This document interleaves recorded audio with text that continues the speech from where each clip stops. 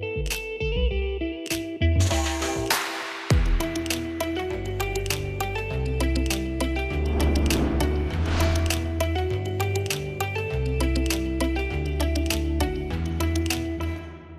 today's lesson, we're going to mix things up a bit. Normally, I give you a bunch of puzzles to solve, but today, I'm mostly just going to ask you to sit back and relax while I tell you a story. I hope you'll find it an intriguing story, since it involves a very special puzzle. This puzzle has a name.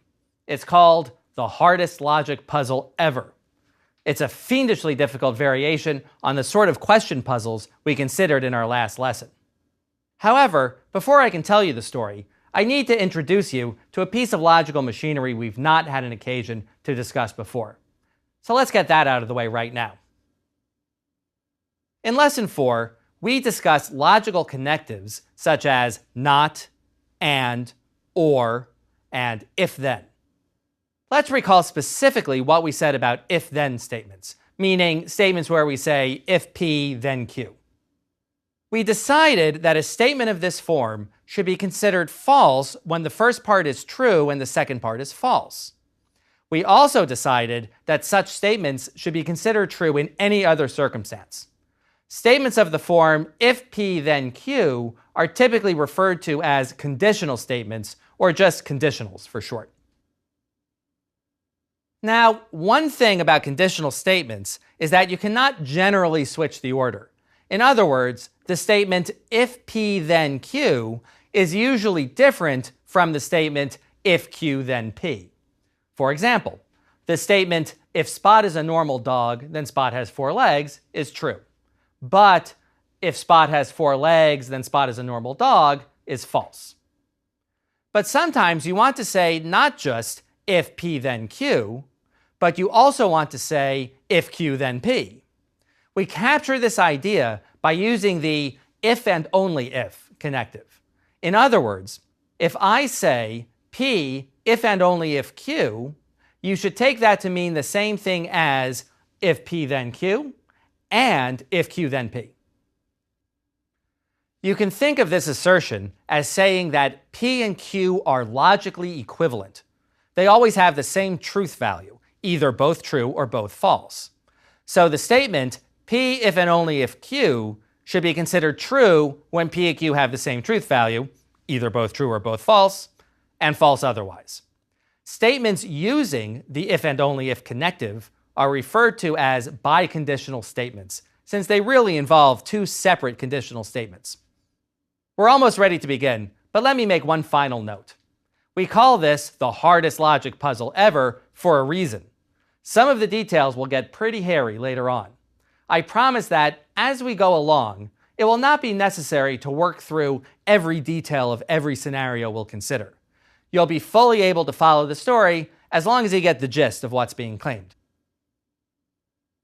That ends the setup. Time to get down to business. Are you comfortable? Is your popcorn ready? Good.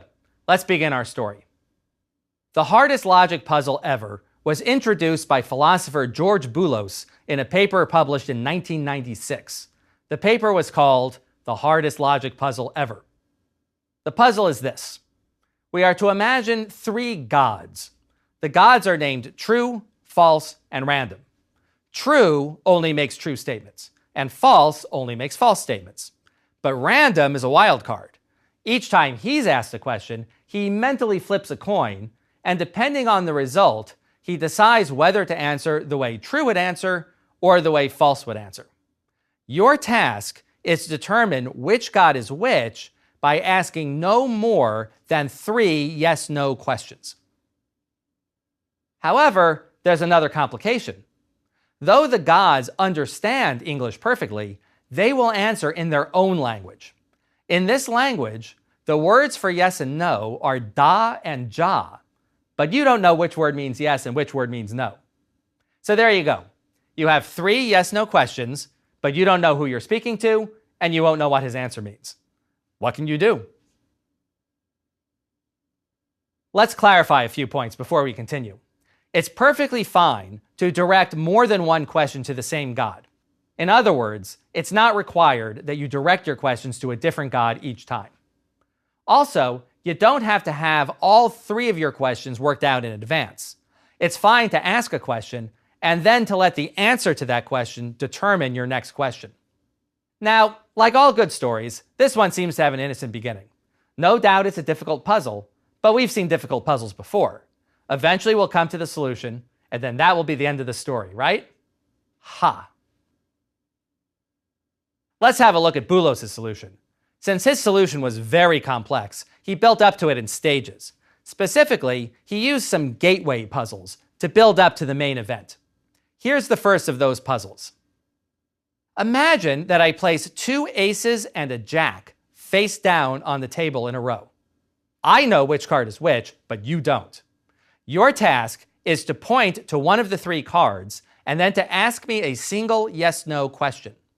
I stipulate in advance that if you're pointing to an ace, then I'll answer your question truthfully, but if you're pointing to the jack, then I'll answer either yes or no, completely at random. What can you ask me so that, based on my answer, you'll be able to definitely identify one of the cards as an ace? This puzzle has a similar flavor to those from our last lesson. You might want to pause the video here to use what you learned there to work out this puzzle. Are you ready for the solution? Here we go. One question that works is to point to the middle card and to then ask, is the left card an ace? Let's consider the possibilities. Suppose you're pointing at an ace. Then, according to the rules, I'll answer truthfully. If I now say yes, then the left card is an ace. And if I say no, then the right card must be the second ace. But suppose you're pointing at the jack. Then I'll answer randomly. But that's okay, since in this case, the left and right cards are both aces. So if I answer your question with yes, then you won't go wrong by assuming the left card is an ace. And if I say no, then you won't go wrong assuming the right card is an ace. Do you see the point? Regardless of what you're pointing at, you can interpret yes to mean the left card is an ace and no to mean the right card is an ace. And I only ask you to identify one card as an ace. Problem solved. This shows how we can sometimes extract useful information even when our conversation partner might be behaving randomly. But now things get more complex. Here's Boolos' second warm-up puzzle, essentially as he presented it. Suppose that, somehow, you have learned that you are not speaking to random, but instead are definitely speaking to true or false, but you don't know which. Further assume that the God to whom you're speaking has condescended to speak in English. Suppose you need to know whether or not Dushanbe is in Kyrgyzia. What one yes-no question can you ask so that the response will definitively resolve that issue? We'll come to the solution in a moment, but first, let me clarify this business about Dushanbe and Kyrgyzia. First, Kyrgyzia is the former name of the small country today known as Kyrgyzstan. Dushanbe is actually the capital city of the neighboring country of Tajikistan. Therefore, Dushanbe is not in Kyrgyzia. I deliberately left the puzzle essentially as Boolos stated it, as an illustration of the sense of humor of some academics. As we'll see, Boolos is about to establish the principle that if we know we're not speaking to random, and if the gods answer in English, then we can ask a single question of the gods to determine whether or not any particular factual assertion is true. A normal person might use something simple, like 1 + 1 = 2, as an example of a very basic fact claim, but Boolos instead amused himself by picking something incredibly obscure. Anyway, if you want to take a shot at this one, then pause the video here. Here's the solution. We can ask the question, are you true if and only if Dushanbe is in Kyrgyzia? Now, this question involves a biconditional statement. Its two parts are, 1, we are speaking to true, and 2, Dushanbe is in Kyrgyzia. If these two statements have the same truth value, both true or both false, then the true answer to the question is yes, and the false answer to the question is no. Now, we already know that Dushanbe is not in Kyrgyzia, so item 2 is false. Knowing that, what will true say if we ask him this question? Well, he'll reason that item 1 is true in this case, and therefore that the truthful answer is no, and that's what he'll say. And if we address the question to false, well, he'll reason that item 1 is false, and therefore that the truthful answer is yes, and he'll lie and say no. In other words, regardless of whether we're speaking to true or to false, the answer will be no. But just for the sake of argument, suppose it were actually true that Dushanbe is in Kyrgyzia. In this case, item 2 would be true. How would the gods respond this time? Well, this time, true would reason that both items are true, meaning the truthful answer to the question is yes, and that's what he'll say. But if we're talking to false, then he'll reason that item 1 is false, meaning the truthful answer to the question is no, but then he'll lie and say yes. So regardless of whether we're speaking to true or to false, the answer will be yes. Which brings us to the best part. Suppose we use X to represent any factual assertion whose truth value we wanted to know, and suppose that we know that we're not speaking to random. Then we ask, are you true if and only if X? If X is a true statement, then both gods will answer yes. If X is a false statement, then both gods will answer no. For example, suppose we want to know if the road we're driving on will take us to the city. We could ask, are you true if and only if the road takes me to the city? A yes answer means it will take me to the city, while a no answer means it won't. Now, I went through those possibilities very carefully to illustrate the sort of case-by-case analysis that will become increasingly important as we go along. However, I think we'll quickly drive ourselves crazy if we constantly stop to analyze every case for every scenario we'll consider. So for the rest of the lesson, you're welcome to pause the video periodically to work things out for yourself, or you can simply take my word for a few things as we go along. Okay, back to the story. The principle that we just discovered, that biconditional statements can be used to get direct answers to direct questions, so long as random is out of the picture, continues to work even if the gods answer with da and ja. To see this, suppose you're definitely talking to true, and suppose X represents some factual assertion whose truth value we wish to know. We can ask, does da mean yes if and only if X? It turns out that an answer of da means that X is true, and an answer of ja means that X is false. Now, you'll need to consider 4 cases to verify this. The statement X is either true or false, and da either means yes or no. The analysis of the cases proceeds in a manner nearly identical to what we've already seen. But let me repeat the main point. When X is true, the true God will answer da regardless of whether da means yes or no, and when X is false, he will answer ja regardless of whether ja means yes or no. We now have what we need to understand Boolos' solution to the hardest logic puzzle ever. Remember, our challenge was to determine which God was which by asking no more than 3 yes-no questions. The true God only makes true statements, the false God only makes false statements, and the random God sometimes answers truthfully and sometimes answers falsely. But remember, the gods will answer in a language in which the words for yes and no are da and ja, but you don't know which word means yes and which word means no. Now, since Boolos' opening question is the most complex, and since the second and third questions are simpler, it will be convenient to consider his questions in reverse. Let's label the gods A, B, and C.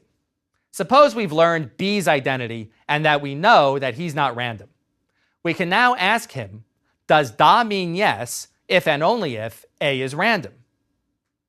If we know that B is true, then we're in precisely the situation we considered a moment ago, where A is random is playing the role of X. An answer of da now means that A really is random, and an answer of ja indicates that actually C is random. If we know that B is false, then the logic will be reversed, but we'll still be able to identify random, and that will effectively solve the problem. In this scenario, we already know B's identity. Our question definitively identified which of A and C is random, and then we'll know that the remaining God is true. Now we back up one step. Suppose we've definitively identified B as a non-random God, but we don't yet know whether he's true or false. We want to identify B definitively. In other words, is he true or is he false? We can use the solution of our second puzzle to ask, does da mean yes if and only if 1 plus 1 equals 2? As we've seen, since 1 plus 1 equals 2 is known to be true, an answer of da implies we're speaking to true, while an answer of ja implies we're speaking to false. So all that's left is to find a first question that definitively identifies one God as not random. It's actually this step that causes most of the complexity. For this purpose, Boolos came up with this. We'll let X be the assertion, you are true if and only if B is random. And we now ask A, does da mean yes if and only if X? In other words, does da mean yes if and only if you are true if and only if B is random? Now, if you care to work through the logic, you'll find that there are many cases to consider. A is either true, false, or random. B is either random or not random. And da means either yes or no. To simplify things for a moment, let's assume that A is not random. Then the possible cases are shown in this table. Surveying the table, it turns out that if A is not random, then an answer of da means that B is random, and an answer of ja means that B is not random. Either way, we've identified someone who is definitely not random. And if A is random, well, then we're right back in the scenario considered in our first puzzle. Even if A is random, we won't go wrong by interpreting da to mean that C isn't random, and we won't go wrong interpreting ja to mean that B is not random. Okay, let's take it from the top. Boolos' solution is to start by asking God A, does da mean yes if and only if you are true, if and only if B is random? The answer to this question definitely identifies one of the gods as not random, let's say B. We then ask B, does da mean yes if and only if 1 plus 1 equals 2? This will tell us for certain whether B is true or whether B is false. And then we ask B, does da mean yes if and only if A is random? And then we're done. Whew. You can see why Boolos called this the hardest logic puzzle ever. What we've seen is all very ingenious, but it sure is an awful lot of hard work. In fact, it's so much hard work that we might wonder if things are really as bad as all that. Do we really need these very intricate, nested biconditional questions to get the job done? This leads us to the next part of our story. In 2001, philosopher Tim Roberts pointed out that a much simpler solution is possible. It turns out that we don't need Boolos' intricate questions after all. We can get by with just standard if-then statements. If you recall our discussion of the heaven-hell puzzle, you'll recognize the techniques Roberts used. His solution uses the same strategy as Boolos. Use the first question to identify one of the gods as definitely not random. Use the second question to determine which of true or false this god is, and then use the third question to find the identities of the other two gods. Here's how he did it. First, we go to God B, and we ask, if I asked you if God A was random, would you say da? Let's consider two cases just to see how the analysis goes. Suppose B is true. Let's also suppose that A is random and that da means yes. With these assumptions, if true is asked if A is random, then he'll reply with yes. And since da means yes, true will indeed reply with da when asked whether A is random. So B's answer to the conditional question is da. Now continue to suppose that B is true and A is random, but now assume that da means no. Again, true will answer yes when asked if A is random. That means saying ja. So B's answer to the conditional question is no, since he will not say da when asked if A is random. Thus, B will again say da in this scenario. It can be difficult to keep track of all the cases, but if we suppose that B is true, then the cases work out like this. The point is this: if B is true, then a response of da tells us that A is random, and a response of ja tells us that A is not random. And if A isn't random, then C is. Incredibly, it turns out that this conclusion holds even if B is false. That is, a case-by-case analysis shows that if B is not random, then a response of da implies that A is random, and a response of ja implies that C is random. And if B is random, then, as before, we won't go wrong assuming that either A or C is not random. And just like that, we've succeeded in our goal of finding a God who is definitely not random. Let's suppose that God is C. Roberts now suggests asking C, if I asked you if you always told the truth, would you say da? This question will tell us whether or not C is true. The possible cases are shown in this table. A response of da means that C is true, and a response of ja means that C is false. The final question is again directed at C. This time we ask, if I asked you if B was random, would you say da? This will solve the problem. The possible cases are shown in this table. Now, I remember once spending the better part of an afternoon working through all these cases. If you have the patience for it, there's something truly beautiful about how everything works out just right. What matters for us, though, is that final column. A response of da tells us that B is random, and a response of ja tells us that B is not random. It's like a magic trick. Now, as I've said, it's not so important to work through each and every case. What is important is that we've dramatically simplified the solution. Instead of using intricate biconditional questions, it's sufficient to use normal conditional questions instead. But perhaps we can simplify things still further. After all, Robert's solution, while simpler than Boolos's, is still pretty complicated. It turns out that we can do much better. The saga continues. The next part of our story came in 2008, when philosophers Brian Rayburn and Landon Rayburn simplified things still further. They noticed something that had been missed in prior solutions to the puzzle. We've been assuming that no useful information could be gleaned from speaking to random, since we've no idea how to interpret anything he says. But this is not necessarily true. For example, suppose we go up to any god and ask, have you ever told a lie? True will truthfully say no, and false will lie and say no. But remember that random always answers either as true would answer or as false would answer.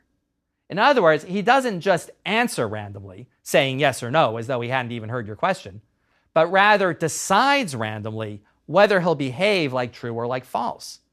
That means random will always answer no to this question. This opens up the possibility of getting direct answers to direct questions even if we're talking to random. And Rayburn devised a way of doing just that. Their solution doesn't require wasting the first question on just finding one God who's definitely not random. Instead, they suggest asking God A, if I ask you if you are true in your current mental state, would you say ja? And it turns out that regardless of who you're speaking to, a reply of ja indicates he really is true, and a reply of da indicates that he's either false or random. Let's say it turns out that A really is true. Then we can ask effectively the same question of B, and his answer will definitively identify him as well, thereby solving the puzzle in just two questions. If instead we know only that A is either false or random, we just use our second question to ask, if I ask you if you are false, would you say ja? This will definitely identify A, and then we can use our third question to repeat the process with B. As always, it's not so important that you chase through every possibility. Rather, it's the progression of ideas that's important. Boolos used difficult, nested, biconditional questions. Roberts noticed that normal conditionals are sufficient, and this simplified the solution considerably. But then Rayburn devised a fundamentally different approach, which made it possible simply to get useful answers to our questions, regardless of who we're speaking to. This is what it's like to work in an academic setting. Each researcher brings his own ideas to a problem, gradually improving and building upon the work of others. So, have we reached the end of our story? Not even close. There's much, much more. For example, you might be wondering what the big deal is about using 3 questions. Why can't we do it in 2? Well, Rayburn and Rayburn found a way of doing just that, though their method was based on taking advantage of an ambiguity in the way Boolos initially stated the problem. And then we can wonder about making the hardest logic puzzle ever even harder. What if random were really random? In other words, what if he really did just answer your question as though he hadn't heard what you said, instead of always behaving either as true or as false? These are interesting questions, and much has been written about them. This is a long and winding saga, and we've seen only a small portion of it here. But for now, we'll call it a day. See you next time.